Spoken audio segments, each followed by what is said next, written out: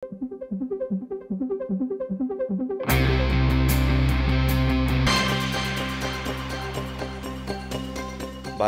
जे होते ते 5% आणलेले आहेत आणि काही गोष्टी नील आणि एक्झाम सुद्धा केलेले आहेत जे आपल्याला खूप बेनिफिट होत आहेत एव्हरीडे यूजमध्ये. दूध हे देशाची गरज आहे आणि ती खरेदी करताना जो आपल्याला आधी कर लागायचा तो आता काढला गेलेला आहे. जो आपला कर लागलेला आहे 40% विदाऊट सेस, हा विदाऊट सेस जो क्लॉज आहे हा खूप महत्वाचा आहे. आधी कोणतीही गाडी घेतली तर त्याच्यावर तुम्ही total tax GST plus cess हा जो प्रकार आहे हा 45% ते 50% तुम्ही भरायचा आधी. की जो इन्शुरन्स प्रीमियम आहे त्याचं प्राइसिंग थोडं हाईक होण्याची शक्यता आहे 3 ते 4%.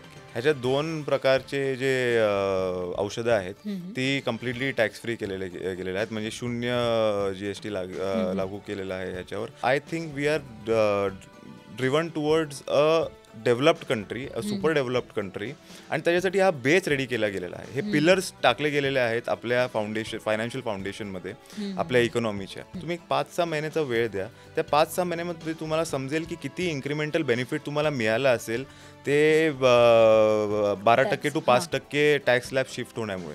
तर तुम्हाला इन्क्रिमेंटल बेनिफिट मिळतोय. ह्याच्यामध्ये काय होईल, खूप सारा पैसा त्या कमी करामुळे तुमच्याकडे जमा होत जाईल. डिमांडसाठी एक वाढ आहे, कन्झम्पशनसाठी एक वाढ आहे, इन्व्हेस्टमेंटसाठी एक वाढ आहे. This is not only affecting the end consumer, it is also affecting the business house. हे असं सुद्धा ह्याला बघितलं गेलं. तर हे जेव्हा फायनान्शियल रोटेशन आपल्या इकॉनॉमीमध्ये वाढेल, खूप लोक याचा फायदा घेऊन नवीन उद्योग सुद्धा उभं करण्याच्या मार्गावर जातील असं मला वाटतं. कारण जेव्हा तुम्ही 28% एक अमाऊंट देतो आणि 18% अमाऊंट देतो, त्याच्यामध्ये 10%ची बजेट आहे. म्हणून आधी 28% is a very big amount. कुठल्याही म्हणजे ग्रामीण भागात स्पेशली जर का तुम्ही बघितलं जिथे रिअल एस्टेटचे रेट कमी आहेत, जिथे मार्जिन सुद्धा कमी आहे, तिथे खूप असे प्रॅक्टिसेस असायचे ज्याच्यामुळे बिलच्या शिवाय सुद्धा सिमेंटच्या कॉन्ट्रॅक्टर्सना पैसे दिलेले जायचे आणि बिल न बनवता ते 18% स्किप करण्यासाठी, पैसे वाचवण्यासाठी. आता ते आपल्याला काही मार्गाने बंद कमी होण्यासारखं दिसत आहे. 15 वर्षापूर्वी असं ख्याल सुद्धा आला नसेल की रात्रीचे 4 वाजता तुम्हाला भूक लागली तर तुम्ही जेवण मागवा, काहीतरी खायला मागवा आणि अर्ध्या तासात तुमच्या दारात ते असेल. किंवा तुम्ही कुठेतरी हरवलात कुठल्याही नवीन सिटीमध्ये तर 10 ते 12 मिनिटाच्या आत तुमच्या समोर एक गाडी येईल जी तुम्हाला सही सुरक्षित एका जागेत घेऊन जाईल. हे तुम्हाला माहिती नव्हतं. मग इंडिया इज चेंजिंग रॅडिकली.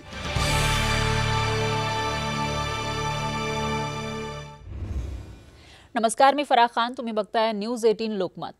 जीएसटी मध्ये बदल झाला आहे, त्याच्यामुळे लोकांना दिलासा मिळणार, हे सगळं तुम्ही ऐकलेलं असेल. मात्र दिलासा नेमका काय मिळणार, जीएसटी मध्ये काय बदल झालाय, हे समजून घेण्याचा प्रयत्न आपण न्यूज 18 लोकमतच्या या पॉडकास्टमध्ये करणार आहोत. आणि हे समजून देण्यासाठी सामान्यांच्या भाषेमध्ये हे सगळं काही आपल्यासमोर उकळण्यासाठी आपल्यासोबत आहेत एक नामांकित सीए प्रथित. सर, आपलं खूप खूप स्वागत आहे. धन्यवाद. सीए प्रथित हे एक नामांकित सीए तर आहेच, त्याचबरोबर आर्थिक सल्लागार म्हणून सुद्धा त्यांची ओळख आहे आणि अगदी कमी वयामध्ये त्यांनी नाव कमावलेलं आहे या फील्डमध्ये. आणि त्याचबरोबर त्यांची स्वतःची एक फर्म आहे, PD ॲडवायझर्स अँड स्ट्रॅटेजिस्ट नावाची त्यांची फर्म आहे आणि मोठमोठ्या कंपन्यांना ते सल्ले देत असतात. कशा पद्धतीनं टॅक्सेशन असेल किंवा आपले जे प्रोजेक्ट आहेत ते चांगल्या पद्धतीनं पुढे नेता येतील, बिझनेस चांगलं करता येईल, या सगळ्यांसाठी ते मदत करत असतात. आणि आज आपल्या स्टुडिओमध्ये ते आहेत. जीएसटीमध्ये जे काही बदल झालेत त्याचा परिणाम तुमच्या माझ्या खिशावर काय होणार आहे, कशा पद्धतीनं अर्थव्यवस्थेला चालना मिळू शकते, या सगळ्या गोष्टी ते आपल्याला समजावून सांगणार आहे. सर, जसं मी सांगितलं, जीएसटीमध्ये बदल झाला आहे, आपण भरपूर लोकांकडून ऐकतोय आणि त्याचबरोबर असंही म्हणतायत की मोठा दिलासा मिळाला आहे, महागाईतून सुटका होईल. पण नेमकं काय झालं आहे, जीएसटी परिषदेनं जो निर्णय घेतलाय तो नेमका काय? जीएसटी हा 4 स्लॅब प्रकार होता आधी, जिथे 5%, 12%, 18% आणि 28% हे 4 स्लॅब असायचे. आता 99% आयटम जे आहेत ते 2 स्लॅबमध्ये आणले गेलेले आहेत, जे आहेत 5 आणि 12%.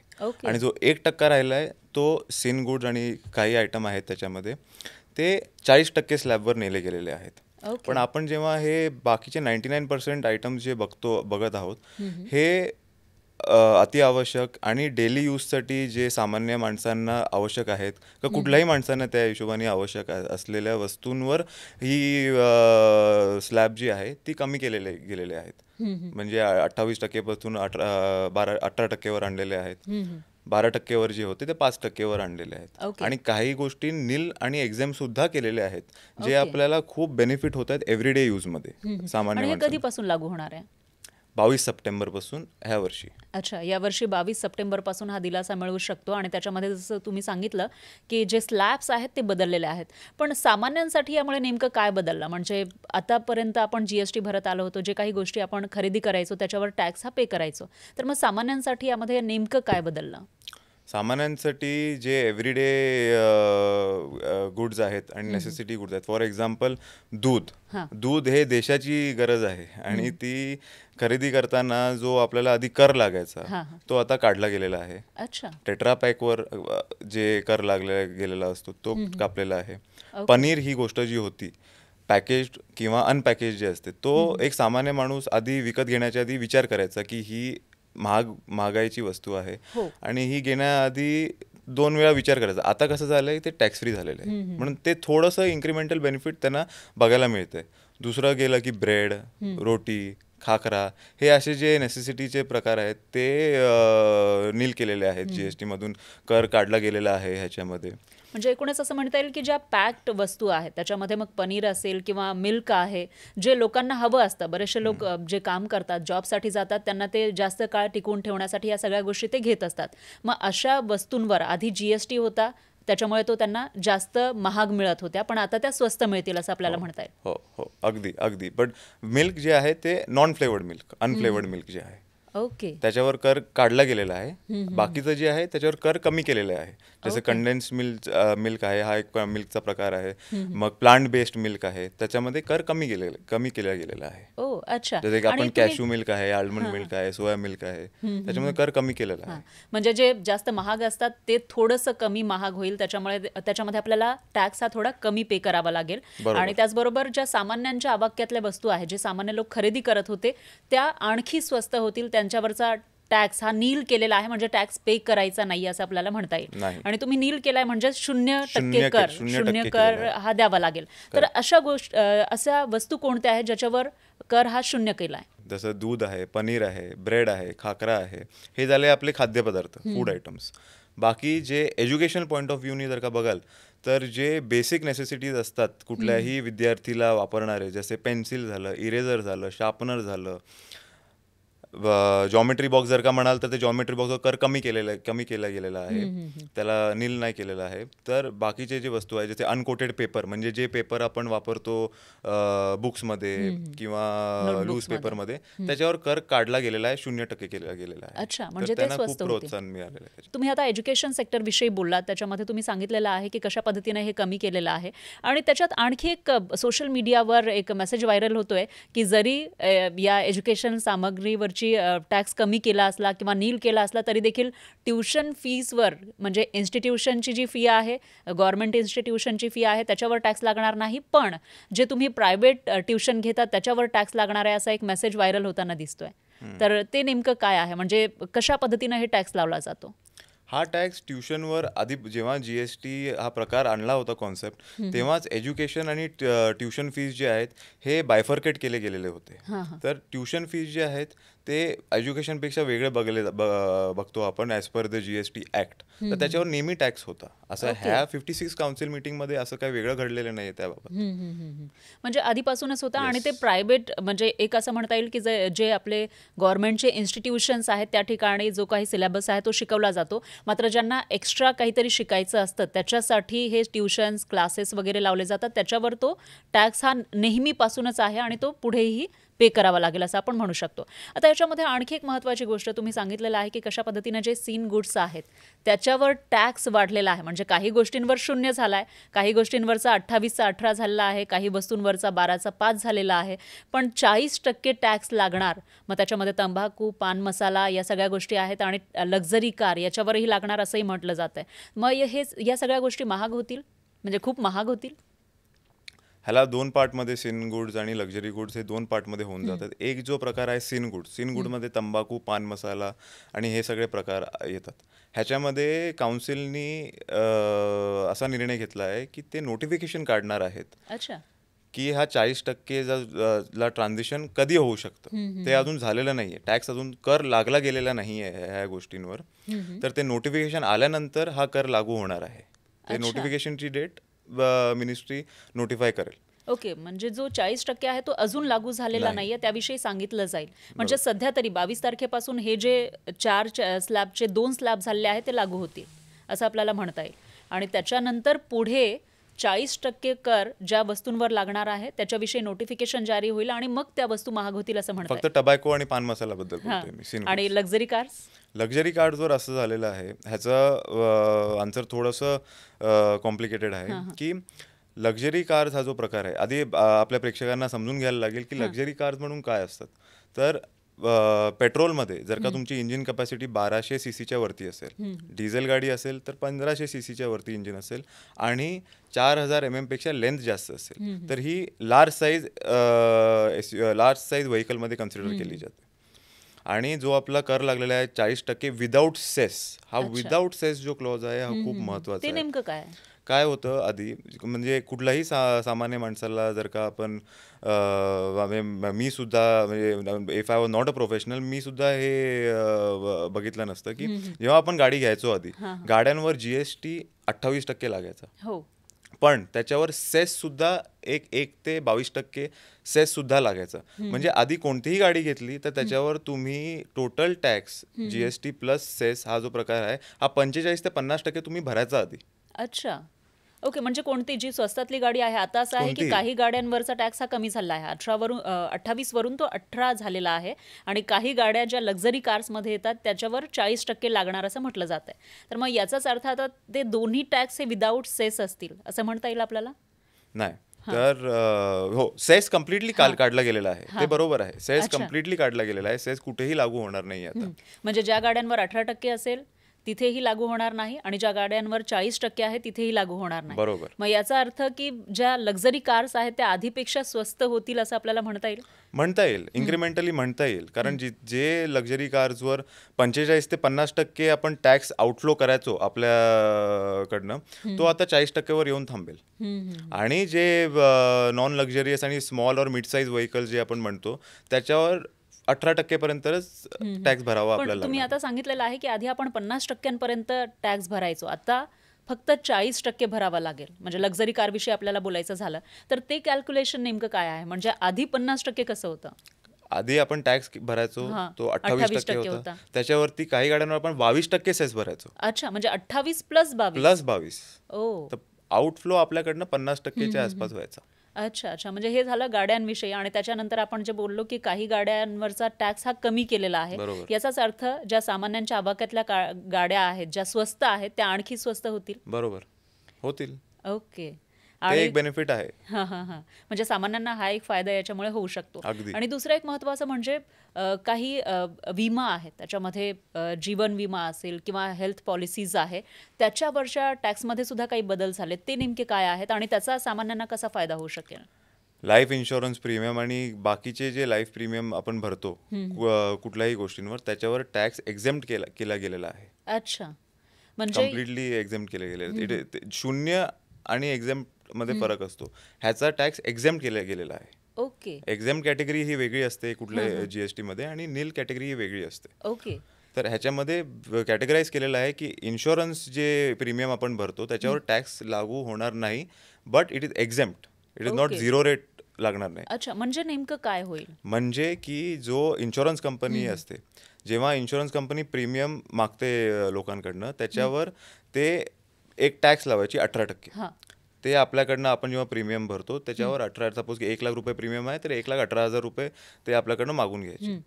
आता त्यांना त्याच्यावर प्लस त्यांनी जे सपोज कंपनीचं भाडं दिलेलं असेल, तिचं ऑफिस असेल, एजंटचे कमिशन दिलेले असतील, ह्या सगळ्या गोष्टींवर इनपुट टॅक्स सुद्धा दिलेला असेल तेव्हा त्यांनी पे केलेलं असेल तेव्हा, तर हा जो 18% आणि 18%चा आउटवर्ड आणि 18%चा इनवर्ड ह्याचा सेट ऑफ मिळायचा आधी.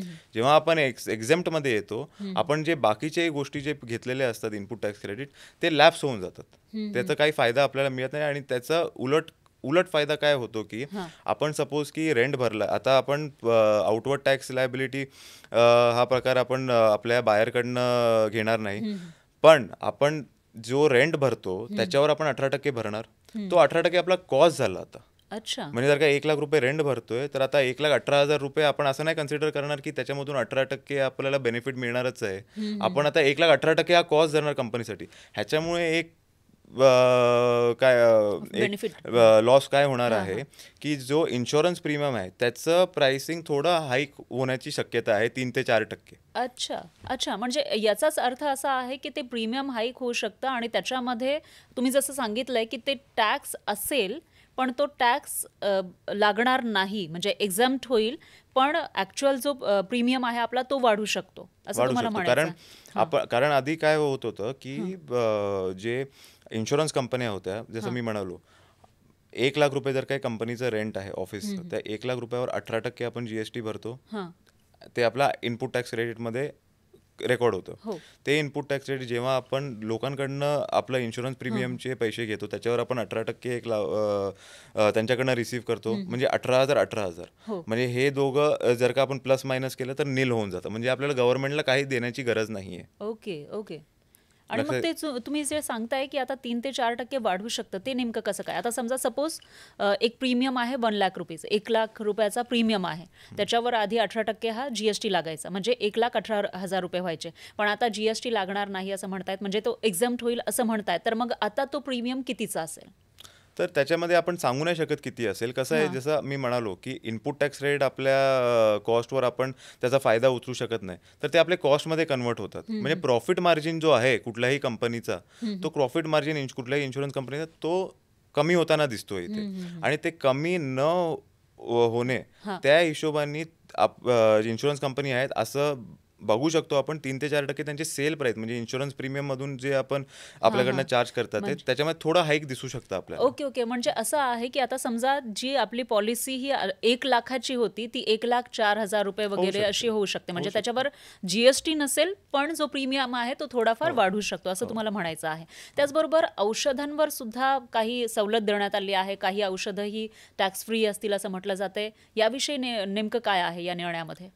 ह्याच्यात 2 प्रकारचे जे औषधं आहेत ती कम्प्लिटली टॅक्स फ्री गेलेले आहेत. म्हणजे 0 जीएसटी लागू केलेला आहे ह्याच्यावर. ह्याच्यामध्ये 33 असे लाईफ सेव्हिंग ड्रग्स म्हणून हे एक कॅटेगरी आहे. त्याच्यामध्ये 33 औषधं येतात, त्यांच्यावर जीएसटी नील केला गेलेला आहे, 0 केला गेलेला आहे. आणि 3 कॅन्सर क्युअरिंग ड्रग्स आणि ह्याच्यावर सुद्धा जीएसटी नील केला गेलेला आहे. अच्छा अच्छा. म्हणजे कॅन्सर क्युअर करणारे, कॅन्सर बरा करणारे ड्रग्स आहेत जे खूप महाग होते, त्याच्यावरचा जीएसटी नील केलाय, म्हणजे त्याच्यावर टॅक्स कोणत्याही प्रकारचा लागणार नाही. जी काही त्या ड्रग्सची किंमत असेल, त्या औषधाची किंमत असेल तीच फक्त पे करावी लागेल. आणि त्याचबरोबर काही अत्यावश्यक असे औषधी आहेत त्याच्यावर सुद्धा टॅक्स हा पे करावा लागणार नाही.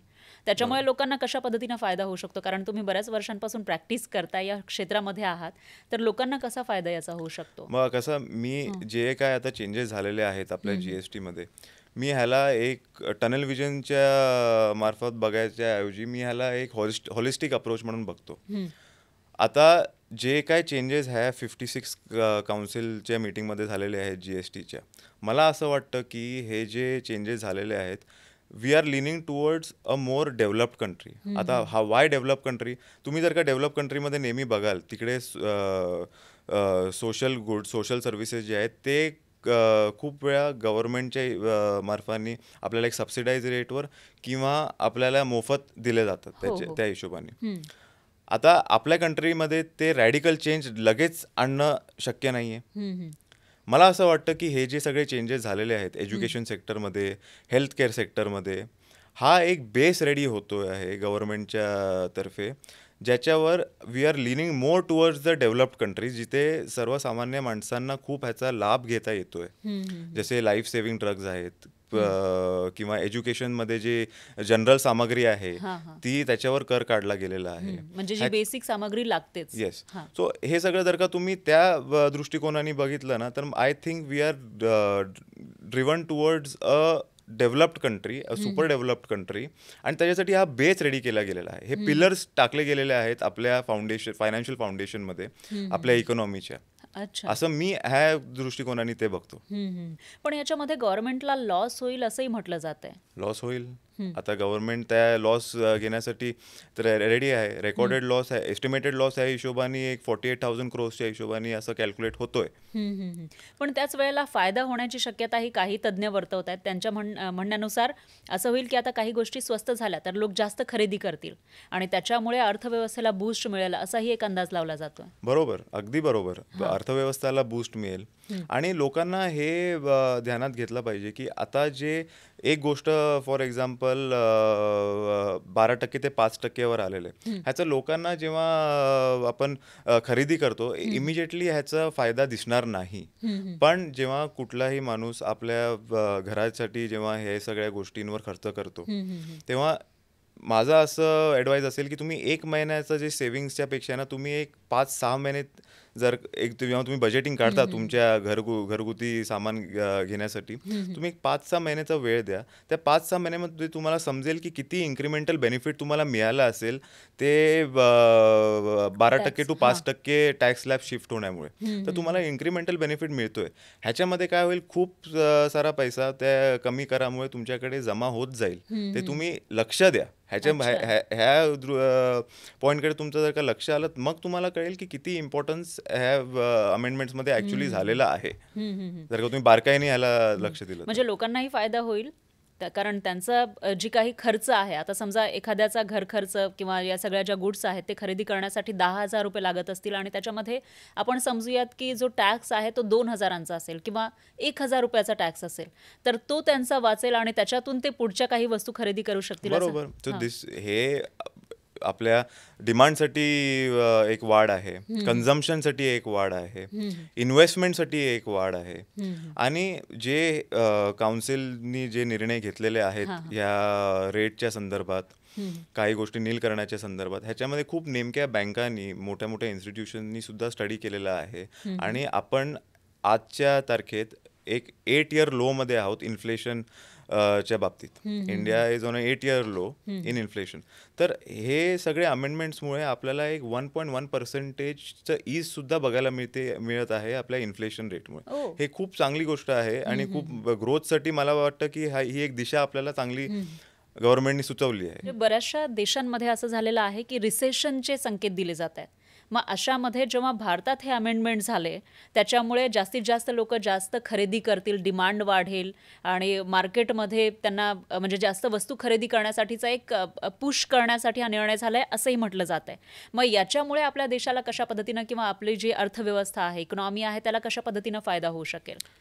म्हणजे एक असं म्हटलं जातं की एक मास्टर स्ट्रोक आहे. कारण एकीकडे टेरिफ लावला त्याच्यामुळे दुसऱ्या देशामध्ये म्हणजे अमेरिकेमध्ये विशेषतः आपल्याला जेव्हा वस्तू पाठवायचे तेव्हा त्या महाग होतील, त्याच्यामुळे तिकडून डिमांड कमी होण्याची शक्यता आहे. मग अशामध्ये आपल्याच देशातील लोकांकडून आपल्या देशातल्या ज्या वस्तू आहेत त्याची डिमांड वाढवण्यासाठी सुद्धा एक मास्टर स्ट्रोक असंही बघितलं जातं या निर्णयाकडे. अगदी मी ह्या म्हणवर कम्प्लिटली सॅटिस्फाईड आहे की हा मास्टर स्ट्रोक आहे. का? कारण मी आपली जी कंट्री आहे ती खूप वेगळ्या पद्धतीने बघतो. We have been through a lot as a country. आणि हे जी स्पेंडिंग कपॅसिटी आहे लोकांची, ती स्पेंडिंग कपॅसिटी वाढते का? कारण आपण कर कमी करतोय. थोडा पैसा जो जमा राहील त्या 5% 10%मुळे त्याच्यामुळे लोक स्पेंड जास्त करतील. त्याच्यामुळे रोटेशन जी आहे फायनान्शियल इकॉनॉमीमध्ये वाढेल. त्याच्यामुळे ते बघताना आणि जसं आपण बघितलं गेलं आहे की आपल्या इन्फ्रास्ट्रक्चरमध्ये पण सिमेंटची रेट वगैरे कमी केलेलं आहे. म्हणजे this is not only affecting the end consumer, it is also affecting the business house. हे असं सुद्धा ह्याला बघितलं गेलं. तर हे जेव्हा फायनान्शियल रोटेशन आपल्या इकॉनॉमीमध्ये वाढेल, खूप लोक याचा फायदा घेऊन नवीन नवीन उद्योग सुद्धा उभं करण्याच्या मार्गावर जातील असं मला वाटतं. म्हणून रिसेशन आणि हे जे प्रकार बाकीच्या देशांमध्ये चालू आहे, we should see our country independently based on our capabilities असं मला वाटतं. आपल्या स्वतःचे जे केपेबिलिटीज आहेत त्याच्यावरती आपण आपल्या देशाला जज केलं पाहिजे. आणि जसं स्टार्टअप आले, स्टार्टअप पण जेव्हा आले होते तेव्हा वर्ल्डमध्ये बाकीची गोष्ट घडत होती, पण आपल्याकडे एंजल इन्व्हेस्टर झाले, आपल्याकडे एवढं डेव्हलपमेंट झालं. तुम्हाला 15 वर्षापूर्वी असं खयाल सुद्धा आला नसेल की रात्रीचे 4 वाजता तुम्हाला भूक लागली तर तुम्ही जेवण मागवा, काहीतरी खायला मागवा आणि अर्ध्या तासात तुमच्या दारात ते असेल. किंवा तुम्ही कुठेतरी हरवलात कुठल्याही नवीन सिटीमध्ये तर 10 ते 12 मिनिटाच्या आत तुमच्या समोर एक गाडी येईल जी तुम्हाला सही सुरक्षित एका जागेत घेऊन जाईल. हे तुम्हाला माहिती नव्हतं. मग इंडिया इज चेंजिंग रॅडिकली आणि याचा एक रॅडिकल चेंजचा मी दुसरा सुद्धा एक ह्याला श्रेय आणि एक कॉन्ट्रीब्युशनच्या हिशोबाने मी एक देऊ इच्छितो की we are the most youngest populated country in the entire world. म्हणजे आजच्या तारखेमध्ये एक तर आपल्याकडे पॉप्युलेशन सगळ्यात जास्त आहे आणि त्यातही यंग पॉप्युलेशन ही सगळ्यात जास्त यंग पॉप्युलेशन खूप जास्त आहे जी 10 ते 35 वर्षाच्या रेंजमध्ये पडते. आणि याचा मीडियन एक 28 एज ग्रुपमध्ये पडतो, 28 वर्षाच्या एज ग्रुपमध्ये पडतो. तर जे आता आपण जर का ही GST मध्ये जे बदल झालेले आहेत ते जर का बारकाईने पाहिले, जसे एज्युकेशन झालं, इन्शुरन्स प्रीमियम झालं, आता एज्युकेशनमध्ये जे नेसेसिटी सामग्री आहे त्याच्यावर कर काढला गेलेला आहे आणि बाकीची सामग्री आहे त्याच्यावर कर कमी केला गेलेला आहे. हे प्रोत्साहन देतं एज्युकेशनसाठी. जे लोक शाळेत जातात, कॉलेजेसमध्ये जातात, त्यांच्यासाठी ही जी सामग्री घेण्याचं अफोर्डेबिलिटी आहे ते काही हिशोबाने वाढत चाललेलं आहे. आणि ह्याच्यामध्ये दुसरं गोष्ट काय होते की आता आपण जेव्हा एक सर्वसामान्य माणसांच्या दृष्टिकोनाने बघितलं तर आपल्याला कळतं की एक पेन्सिल बॉक्स विकत घ्यायचा आणि 5 पेन्सिल बॉक्स विकत घ्यायचे, ह्याच्यामध्ये खूप आपल्याला फरक पडतो. आणि ह्याच्यामुळे आपली क्रिएटिव्हिटी सुद्धा इफेक्ट होते की मला हे वाचवून करायचं आहे. जेव्हा आपण आपल्याला माहिती की एकच्या ऐवजी आपल्याकडे 5 ऑप्शन आहेत, आपण ते त्या हिशोबाने वापरतो आणि क्रिएटिव्हिटी सुद्धा बाहेर येते, फ्रीडम मिळतो एक प्रकारचा. आणि दुसरं आहे की आपण जर बघितलेलं आहे की सिमेंटचे रेट पडलेले आहेत, सिमेंटवर कर कमी केला गेलेला आहे, तर त्याच्यामुळे खूप ग्रामीण भागात सुद्धा फरक पडला जाणार आहे. आणि ह्याच्यामुळे जर का तुम्ही बघितलं, if you connect these 2 things, सिमेंटवर आणि इन्फ्रास्ट्रक्चरवर ह्या जो सिमेंटचा रेट कमी केलेला आहे आणि एज्युकेशन सिस्टीमचा जो प्रोत्साहन दिलेला आहे, मीन्स एज्युकेशन हे वाढवण्यासाठी, एज्युकेशन लेवल जी वाढवण्यासाठी हे काम केलं गेलेलं आहे. तर ह्याच्या स्कूल पण बांधताना आपल्याला दिसू शकतात काही ठिकाणांमध्ये, because of the fall in cost of production because of cement. आपल्याला हे सुद्धा बदल घडताना दिसतंय. हो, बरोबर आहे. म्हणजे एकूणच असं म्हणता येईल की या सगळ्या क्षेत्रांना सुद्धा एक बूस्ट मिळेल, ज्याच्यामध्ये एक काय म्हणता येईल की ग्रामीण जी आपली इकॉनॉमी आहे ती त्याच्यावर खूप निर्भर असते असं आपण म्हणू शकतो. आणि त्याचबरोबर छोटे मोठे काम करणारे जे कामगार आहेत तेही त्याच्यामध्ये निर्भर असतात, तर त्यांनाही याचा फायदा होऊ शकेल. आणि अशामध्येच आता तुम्ही सिमेंटचं बोललात, तर आपण आतापर्यंत सामान्यांना म्हणजे जनरल जी माणसं आहेत, जे ग्राहक आहेत, त्यांना कसा फायदा होईल याविषयी बोलत होतो. तर जे उद्योजक आहेत त्यांना याचा फायदा कसा होऊ शकतो? ह्याचा फायदा खूप जास्त होऊ शकतो, कारण कर खूप मार्गाने कमी केलेला गेलेला आहे. 28 वरून 18% आणला गेलेला आहे सिमेंटचा कर, आणि हा खूप मोठा फायदा आहे. पण ह्याचा फायनान्शियल फायदापेक्षा जास्त आहे ना, मी बिकॉज ऑफ दिस मी असं म्हणेन की ह्याला क्लॅरिटी आणि जे आपण डॉक्युमेंटेशन करतो ह्याच्यामध्ये खूप फायदा होईल. कारण खूप वस्तू आपण बघतो, टॅक्स कम्प्लायन्स खूप वाढेल. कारण आपला जो कर लागला गेलेला होता 28%, तर खूप लोक त्याच्यामध्ये कर दिल्याशिवाय बिल घ्यायचे आणि त्याच्यामुळे लोकांवर रेड सुद्धा पडायची. हे जे ऑर्गनाइज्ड इलेजिटिमेट प्रॅक्टिसेस होते हे कमी होताना दिसेल. कारण जेव्हा तुम्ही 28% एक अमाऊंट देतो आणि 18% अमाऊंट देतो, त्याच्यामध्ये 10%ची बजेट आहे. म्हणून आधी 28% is a very big amount. कुठल्याही म्हणजे ग्रामीण भागात स्पेशली जर का तुम्ही बघितलं, जिथे रिअल एस्टेटचे रेट कमी आहेत, जिथे मार्जिन सुद्धा कमी आहे, तिथे खूप असे प्रॅक्टिसेस असायचे ज्याच्यामुळे बिलच्या शिवाय सुद्धा कॉन्ट्रॅक्टर्स, सिमेंटच्या कॉन्ट्रॅक्टर्सना पैसे दिलेले जायचे आणि बिल न बनवता ते 18% स्किप करण्यासाठी, पैसे वाचवण्यासाठी. आता ते आपल्याला काही मार्गाने बंद कमी होण्यासारखं दिसत आहे ह्याच्यामुळे आणि ह्या सगळ्यामुळे ह्याच्यामुळे जीएसटीवर सुद्धा लोड कमी होईल की त्यांचं जे सर्वेलन्स आहे अशा गोष्टींवर ते सुद्धा सर्वेलन्स त्या गोष्टींवर न टाकता बाकीच्या इतर गोष्टींवर कॉन्सन्ट्रेट करू शकतात. तर असा सुद्धा आपल्याला एक बदल ह्याच्यामध्ये फायनान्शियलच्या व्यतिरिक्त सुद्धा दिसायला मिळतो. आणि दुसरं म्हणजे जे स्टार्टअप्स आहेत, म्हणजे आपल्या देशामध्ये तुम्ही बोललात की मोठ्या प्रमाणामध्ये स्टार्टअप सुरू झाले आणि त्याच्यामुळे मोठा चेंज सुद्धा दिसतोय. तर मग हे जे स्टार्टअप्स आहेत किंवा जे एंटरप्रेनर्स आहेत त्यांना याचा फायदा कशा पद्धतीने होऊ शकतो? ह्याचा फायदा ह्याचा फायदा असा होऊ शकतो की ह्यांचं जे नवीन स्पेसिफिकली ह्या काउन्सिलचे चेंजेसबद्दल जर का बघायला गेलो तर जे नवीन स्टार्टअप्स आहेत त्यांना रजिस्ट्रेशनसाठी खूप ईज केली गेलेली आहे. जर का तुम्ही एक लो रिस्क बिझनेस आहात आणि तुमचा आउटपुट टॅक्स लायबिलिटी जर का 2.5 लाखाच्या खाली असेल तर तुम्हाला 3 दिवसाच्या आत रजिस्ट्रेशन मिळून जाते. अच्छा. आणि प्रोसेस सुद्धा ऑटोमेटेड आणि खूप ईज केलेलं आहे. दुसरी गोष्ट, खूप सारे स्टार्टअप्स ई कॉमर्सवर अवलंबून असतात आणि जर का मी एका ग्रामीण भागामध्ये एक ई कॉमर्सवर डिपेंडंट राहून पूर्ण भारतामध्ये माझं प्रोडक्ट पोहोचवण्याचा प्रयत्न करतोय तर त्याच्यामध्ये काय होऊन जातं, जीएसटी मध्ये हा प्रिन्सिपल प्लेस ऑफ बिझनेस म्हणून हा प्रकार असतो. त्याच्यामुळे खूप स्टार्टअप्सना डिफिकल्टी यायची की मी माझा प्रिन्सिपल प्लेस ऑफ बिझनेस जर का माझ्या होम स्टेटमध्ये आहे तर मी बाकीच्या ठिकाणी कसं ते सप्लाय करू शकतो. तर हा क्लॉज जो आहे हा काढला गेलेला आहे आणि तिथे ई कॉमर्सला खूप ईज दिलेली गेलेली आहे रजिस्ट्रेशनसाठी. तर हा स्टार्टअपसाठी खूप फायदा म्हणजे त्यालाही बूस्ट करण्यासाठी मदत होऊ शकते. आणि एक शेवटचा प्रश्न तो म्हणजे आता जीएसटी बऱ्याचशा वस्तूंवरचा कमी झाला आहे, त्याच्यामुळे उद्योजकांना फायदा होईल, सामान्यांना सुद्धा फायदा होईल आणि स्टॉक मार्केटवर, शेअर मार्केटवर याचा कसा परिणाम होऊ शकतो? शेअर मार्केटवर असा परिणाम होऊ शकतो की काही स्टॉक्सचे जे कॉस्ट आहेत ते इन्क्रिमेंटली कमी होतील. स्टॉक्सचे म्हणजे कंपन्यांचे जे प्रॉफिट मार्जिन्स आहेत ते वरखाली होताना दिसतात. जसं मी फॉर एक्झाम्पल इन्शुरन्सचा विषय दिला की त्यांचा कॉस्ट वाढतोय कारण ते इनपुट टॅक्स रेटचा बेनिफिट उचलू नाही शकत आहे, तर ते त्यांच्या कॉस्टमध्ये तो इनकॉर्पोरेट केला जातोय. तर त्याच्यामुळे त्यांचे मार्जिन्स फ्लक्च्युएट होतील. दूध जे आहे, दुधावर आपण कर काढला गेलेला दिसतोय, आपला 0 केलेला दिसतोय पनीरवर.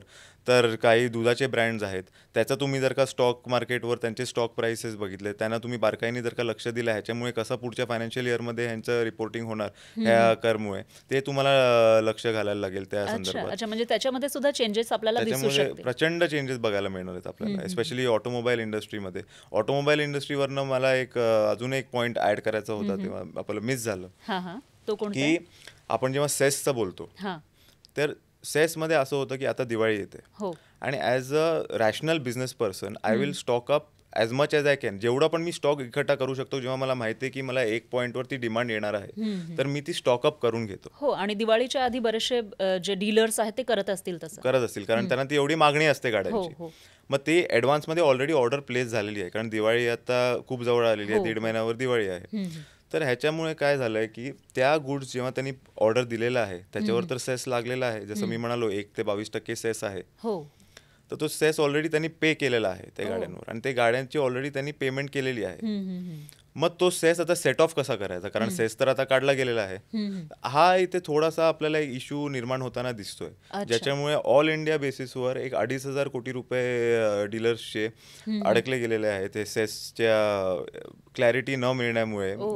आणि हे फेडरेशननी मिनिस्ट्रीला ह्याच्याबद्दल मांडलं सुद्धा आहे त्यांच्यासमोर आणि नक्कीच मिनिस्ट्री याच्यामध्ये मार्ग काढतीलच. बरोबर आहे सर. खरं तर मला असं वाटतं की बऱ्याचशा गोष्टी मला माहीत नव्हत्या आणि आपले जे प्रेक्षक आता आपल्याला बघतायत त्यांनाही माहीत नव्हत्या आणि तुम्ही ज्या पद्धतीनं समजावून सांगितलेलं आहे त्याच्यामुळे सामान्य लोकांना आता क्लिअरिटी आली असेल की जो काही निर्णय झालेला आहे जीएसटी परिषदेचा, त्यामुळे नेमकं काय महाग होणार, काय स्वस्त होणार, कोणाला फायदा होणार आणि कशा पद्धतीनं फायदा होणार, एवढ्या छान पद्धतीनं तुम्ही ही सगळी माहिती दिलेली आहे त्याबद्दल खूप खूप धन्यवाद. आणि यासोबतच आजच्या आपल्या या पॉडकास्टमध्ये आपण इथेच थांबूयात. पुन्हा भेटूयात एका नवीन विषयासह. तोपर्यंत पाहत रहा न्यूज 18 लोकमत.